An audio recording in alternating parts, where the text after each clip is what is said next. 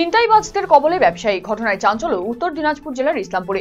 নেশার জিনিসের সহজলভ্যতার কারণে অপরাধ ঘটনা বেশি ঘটছে, ফলে দুষ্কৃতী হামলা ঠেকাতে পুলিশি নজরদারি বাড়ানোর দাবি জানিয়েছেন এলাকার বাসিন্দারা। নদীতে স্নান করতে নেমে জলে ডুবে মৃত্যু হলো 70 বছর বয়সী এক মহিলার। ঘটনাটি ঘটেছে দক্ষিণ দিনাজপুরের বংশিয়ারি থানার জয়দেবপুর এলাকায়।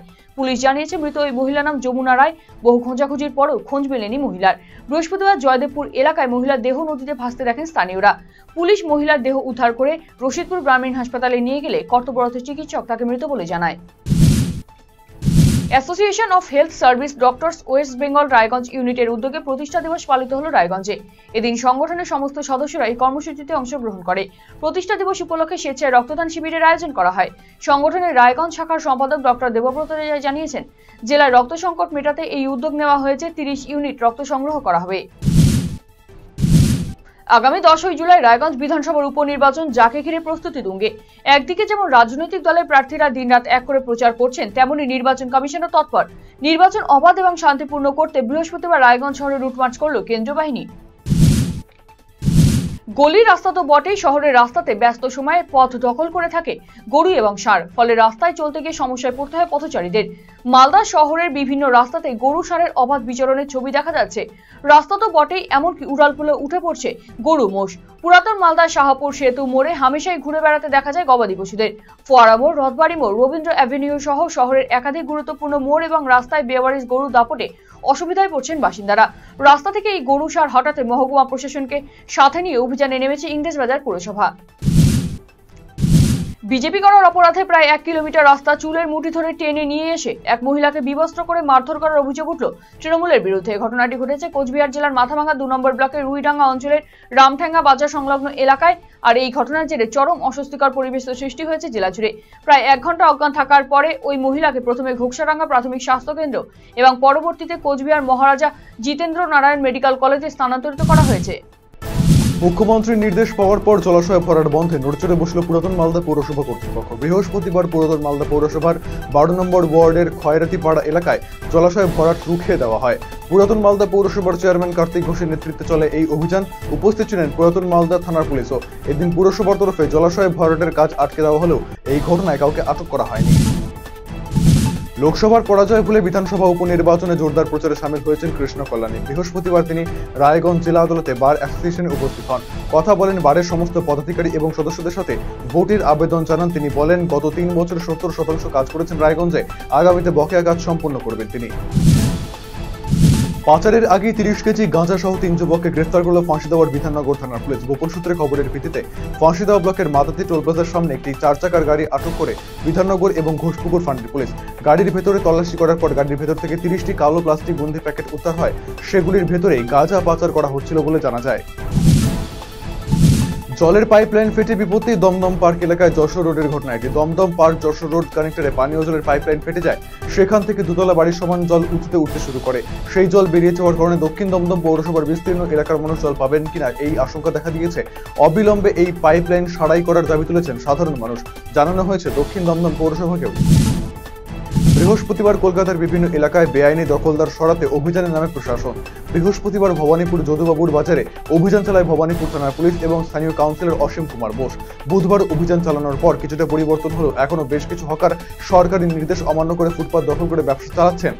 তাদের এদিন কড়া নির্দেশ দেওয়া হয়। তবে বেআইনি দখল সরাতে গিয়ে সোনারপুরে বাধার মুখে পড়েন পুলিশ সহ প্রশাসনিক কর্তারা।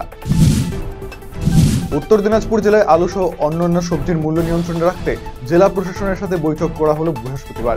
এদিন রায়গঞ্জের কর্ণজোড়ায় অবস্থিত অতিরিক্ত জেলাশাসক মানস কুমার মণ্ডলের কার্যালয়ে বৈঠকটি অনুষ্ঠিত হয়। অতিরিক্ত জেলাশাসক ছাড়াও সেখানে উপস্থিত ছিলেন রায়গঞ্জ মার্চেন্ট অ্যাসোসিয়েশনের সাধারণ সম্পাদক অতরবন্ধু লাহিড়ী, হিমঘরের মালিক, সবজি বিক্রেতা, চাষি এবং কৃষি বিপণন দপ্তরের প্রতিনিধিরা। মালদা জেলা প্রশাসনের উদ্যোগে মাধ্যমিক এবং উচ্চ মাধ্যমিক পরীক্ষায় কৃতী ছাত্রছাত্রীদের সংবর্ধনা প্রদান করা হলো বুধবার। দিন মালদা কলেজ অডিটোরিয়ামে আয়োজিত এই অনুষ্ঠানে জেলার প্রায় 63 জন কৃতী ছাত্রছাত্রীদের সংবর্ধনা জ্ঞাপন করা হয়। এদিনের অনুষ্ঠানে উপস্থিত ছিলেন মন্ত্রী সাবিনা ইয়াসমিন, জেলা শাসক নিতিন সিংহানিয়া, পুলিশ সুপার প্রদীপ কুমার চৌধুরী, ইংরেজ বাজার এবং পুরাতন মালদা পৌরসভার 2 চেয়ারম্যান কৃষ্ণেন্দ্র নারায়ণ চৌধুরী এবং কার্তিক ঘোষ সহ অন্যান্যরা। তৃণমূল শিক্ষা সেলের কর্মসূচিতে প্রধানমন্ত্রীর প্রতিকৃতিতে লাথি জুতো মারার অভিযোগ। প্রতিবাদে বালুরঘাট জেলা শাসকের দপ্তরের সামনে অবস্থান বিক্ষোভ বিজেপির। বৃহস্পতিবার জেলা বিজেপি কার্যালয় থেকে মিছিল করে এসে জেলা শাসকের দপ্তরে বিক্ষোভ দেখায় বিজেপি কর্মীরা। এরপর দীর্ঘক্ষণ অবস্থান বিক্ষোভ কর্মসূচি পালন করেন তারা। দোষীদের গ্রেফতারের দাবিতে বালুরঘাট থানায় অভিযোগ জানানো হয়েছে বলে জানিয়েছেন জেলা বিজেপির সভাপতি স্বরূপ চৌধুরী। বেশ কয়েকটি দাবিতে ইটাহার চক্র অবর বিদ্যালয় পরিদর্শককে ডেপুটেশন দিল নিখিল বঙ্গ প্রাথমিক শিক্ষক সমিতির ইটাহার শাখা। এদিন সংগঠনের সদস্যরা ইটাহার চক্র ভবনের সামনে ব্যানার পোস্টার নিয়ে স্লোগানের মাধ্যমে প্রতিটি বিদ্যালয়ে প্রধান শিক্ষক নিয়োগ ছাত্রছাত্রী অনুপাতে শিক্ষক নিয়োগ ছাত্রছাত্রীদের পোশাকের গুণগত মান বৃদ্ধি সহ বিভিন্ন দাবি তুলে ধরে। পরে স্মারকলিপি তুলে দেওয়া হয় ইটাহার অবর বিদ্যালয় পরিদর্শক বিপ্লব বিশ্বাসের হাতে। এদিনের কর্মসূচিতে উপস্থিত ছিলেন সুদিন ঝা, গোলাম ইয়াজদানি, অজয় চক্রবর্তী, আলপনা বর্মন প্রমুখ। রথযাত্রার আগে মন্দিরের এক যুবককে মারধরের ঘটনায় উত্তাল দক্ষিণ দিনাজপুরের তপনের রাধা গোবিন্দ মন্দির চত্বর। মন্দিরের কর্মী এক আদিবাসী যুবককে মারধরের ঘটনায় মন্দিরের মহারাজ প্রবোধরের শাস্তির দাবিতে বৃহস্পতিবার পথ অবরোধ করে বিক্ষোভ দেখালেন আদিবাসীরা। এই ঘটনায় শান্তি শৃঙ্খলা বজায় রাখতে মন্দির চত্বরে মীমাংসার ব্যবস্থা করে পুলিশ। মুখ্যমন্ত্রীর নির্দেশে কলকাতার বিভিন্ন রাজপথ জুড়ে শুরু ফুটপাত দখল মুক্ত করার অভিযান। এরই পাশাপাশি জেলাগুলিতে দখল মুক্ত করতে তৎপরতা শুরু হয়েছে প্রশাসনিক মহলে। কালিয়াগঞ্জেও ফুটপাত দখল মুক্ত করতে উদ্যোগী হলো পুরসভা। শুরু হয়েছে মাইকিং। অবিলম্বে ফুটপাত থেকে দখল মুক্ত করার আবেদন জানানো হয়েছে, অন্যথায় আইনানুগ ব্যবস্থা নেওয়ার হুঁশিয়ারি দিয়েছে পুর কর্তৃপক্ষ। সোমবার নবান্নে মুখ্যমন্ত্রী কড়া নির্দেশে নকশালবাড়ি ব্লকের দক্ষিণ বাগডোগরা অভিযানে নেমে প্রায় 2.5 একর জমি উদ্ধার করল ভূমি রাজস্ব দপ্তর। তবে এই জমিগুলি কেউ মালিকানা দাবি না করায় এদিন কোনো ধরনের অপ্রীতিকর ঘটনা ঘটেনি। নকশালবাড়ির ভূমি রাজস্ব দপ্তরের বাগডোগরা এলাকার দায়িত্বপ্রাপ্ত পরিদর্শক প্রিয়া সুব্বা জানিয়েছেন, এই জমিটি যদি ব্যক্তিগত মালিকানাধীন হয়ে থাকে কারো, তবে তাকে দপ্তরে এসে উপযুক্ত নথি দেখাতে হবে। জুলাই মাসের প্রথম সপ্তাহে মালদায় শুরু হতে চলেছে আম উৎসব। তারই প্রস্তুতি হিসেবে মালদা জেলা প্রশাসনিক ভবনে বুধবার আয়োজিত হলো এক বৈঠক। এদিনের বৈঠকে উপস্থিত ছিলেন মন্ত্রী সাবিনা ইয়াসমিন, জেলা শাসক নীতিন সিংহানিয়া, উদ্ধার পালন দপ্তরের আধিকারিক সামন্ত লায়েক, চেয়ারম্যান কৃষ্ণেন্দ্র নারায়ণ চৌধুরী সহ অন্যান্য আধিকারিকগণ। রাস্তা নির্মাণের প্রায় 4 থেকে 5 দিনের মধ্যেই ফাটল।